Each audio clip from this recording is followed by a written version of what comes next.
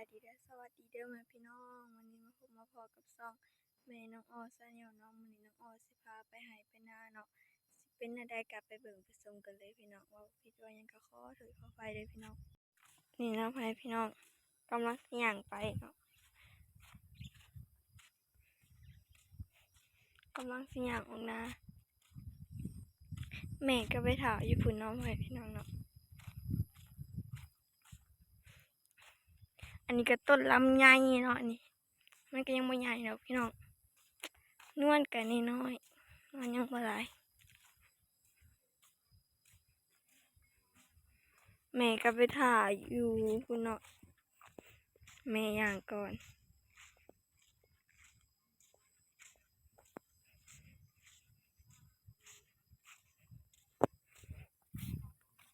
นี่เนาะ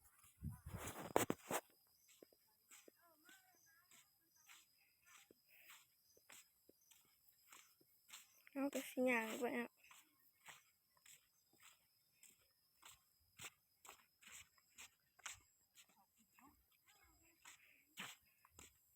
แม่ต้องออกกันอย่างเย็กผมอยู่เนาะ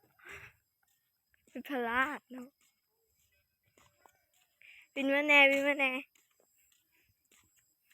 สบายดีเป็นยังนอนนี่เนาะโอ้ยล่มเจ็บคอในตีนนี่ว่าสมาหยาดเด้อย่างก็บ่ได้เลยเด้บัดนี้พลาดโอ้ยพลาดเนาะตลาดอยู่แล้วอยู่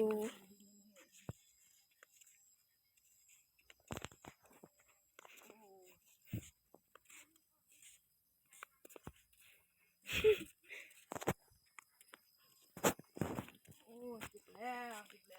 คือบ่เจ็บแล้วบัดนี้เสียงขาเลยเด้อแม่น้องอ้อเสียงขาเลย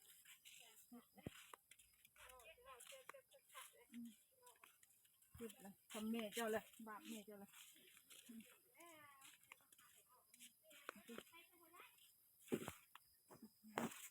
ตอนนี้ก็มาหอดครัวแล้วเนาะโอ้มีเห็ดกระตุนโอ้ยเจ็บเดียวเลยขึ้นกันยังเจ็บ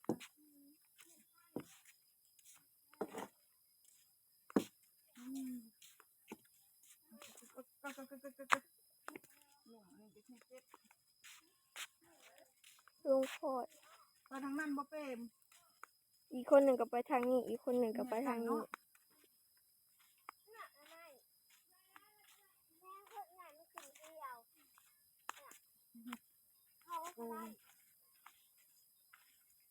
น้ำใหม่ก็ลาย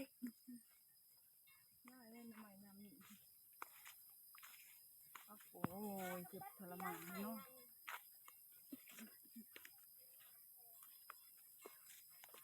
โมเมนต์โคเพียงด้วยวันนี้ได้ไหมเขาเดียวนี่ดีที่บนมันไข่เลยดิ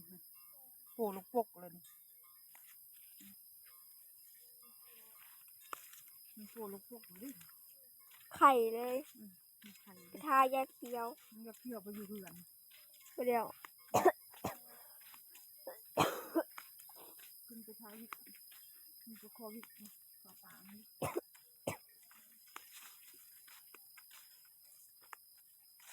วิกมัน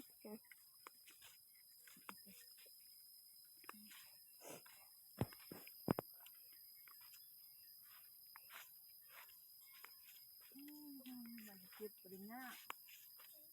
โอ้หนังดีนะบริหิตงานบริเวณ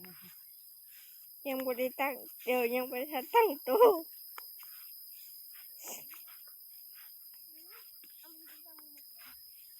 งานดีเราเจ็บอันนี้ลูกมันผัดเดือดเลยสบายดีดูสบาย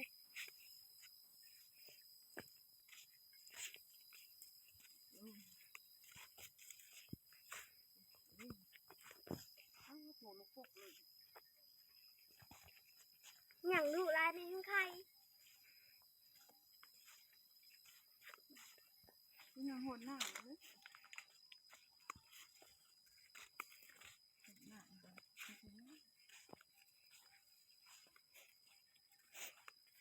กันหมดทบแล้วนี่มันก็บ่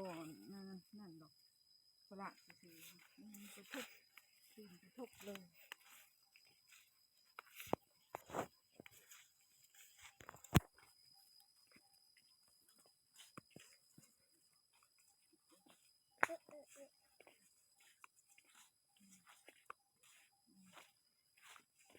ไปบ่มจ้ากับจ้าเขาไม่ได้จ้าให้นี่น้าให้ตอนนี้ยังบริดำ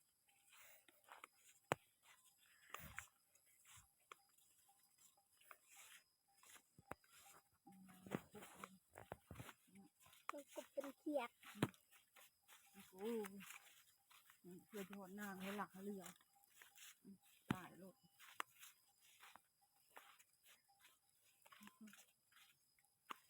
เจ็บเลยดิสิเอ้ยโอ้เจ็บนะเจ็บเลย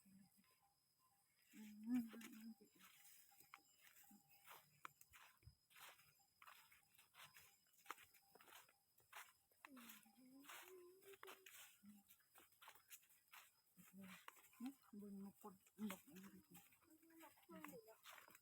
อันนี้คือนกอย่างนกฮะก็ นกกระตุก นกกระตุกมันตายหรือยัง ตายแล้วเขาสักกูมูลใส่เขาเราไปต่อเอาไปเห็นบ่ไอ้สีเนาะนกกระตุกตุ่งยันฝนตกยันฝนว่ายันแข็งฝน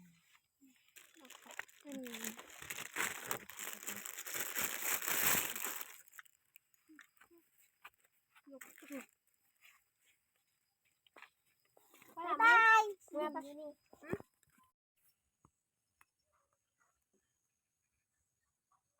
แอบแอบแอบแอบแอบแอบ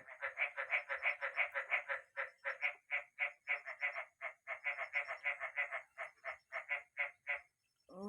ตกกบหัวแอบแอบแอบแอบแอบแอบแอบ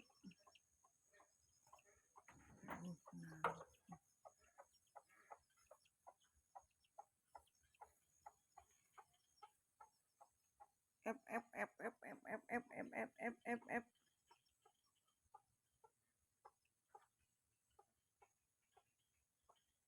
เต้นตั้งดัง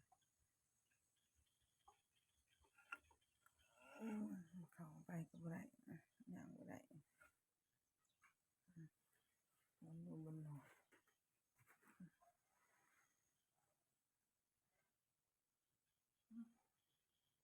นอนกคืนผมก็บ่มี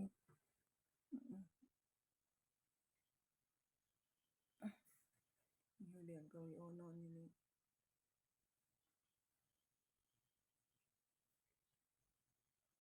นี่เนาะเขาก็สิพาไปเบิ่งกบเนาะทุกคน อันนี้ก็จะเป็นหอยเนาะหอยยังเขาได้หอยกระต่ายหอยนะอันนี้ก็จะเป็นบรรยากาศท้องไร่ท้องนาเนาะฝนตกเมื่อคืนนี่น้ำหลายน้ำท่วมไหนาเลย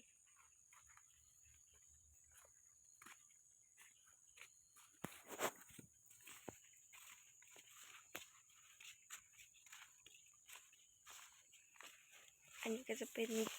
บ่อกบนี่เนาะกบนี่ไปสิพาเขาไปเบิ่งกันเลย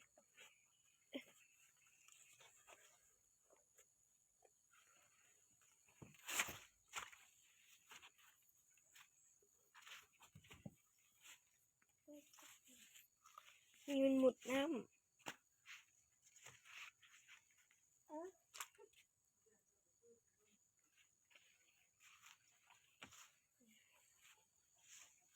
นี่เนาะ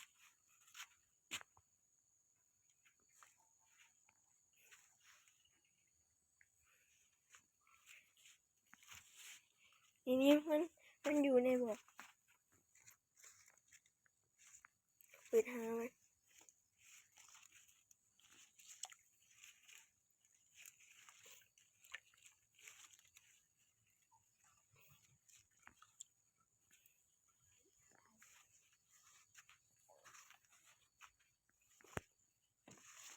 เป็นบ่อ เด้เด้เด้เด้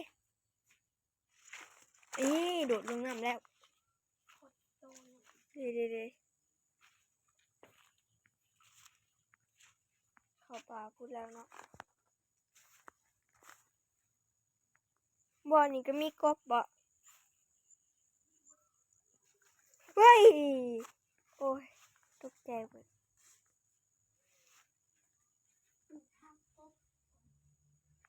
แบบมันเล่นมาทางหลังเลยนี่มันอยู่ในนี่บ่ทันลงน้ำแล้ว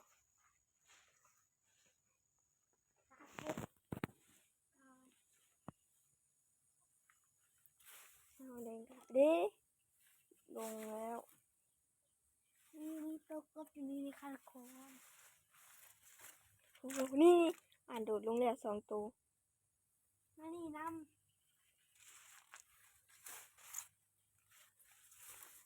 ปืดเอ้ย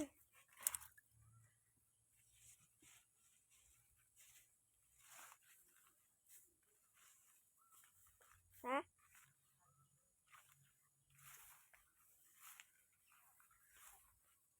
อันก็จะเป็นแม่น้องอ้อเองเนาะเรามาเบิ่งกบสบายดีแป๊บนึงป้าออก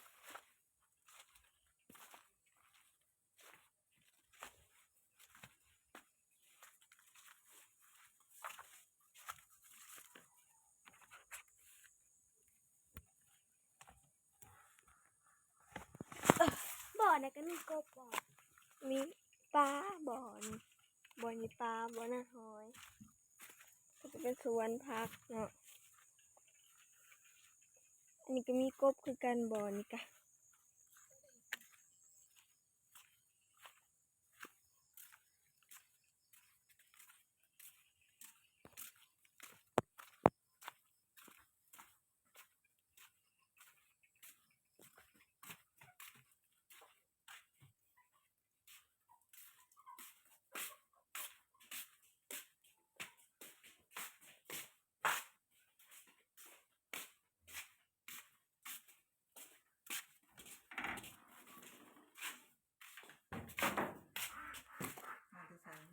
มาแต่เบิ่งกบมาดีมันหยาดเด้อมันพี่น้องเนาะดิตีนไข่เนี่ยน้องอ้อลุ่มไข่บักใหญ่เลยใส่บุไรแล้วแม่น้องอ้อเจ็บขา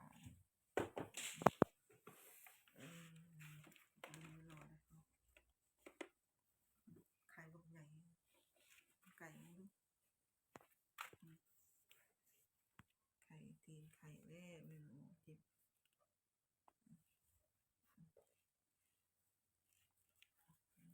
ยกคลิปเลยน้องพ่อแม่พี่น้องน้องอ้อก็สิขอจบคลิปเพียงเท่านี้เนาะมื้ออื่นหรือว่ามื้อหน้าก็ต่อคลิปใหม่เนาะพี่น้องเนาะน้องอ้อขอกล่าวว่าสบายเด้อสวัสดีเด้อบ๊ายบาย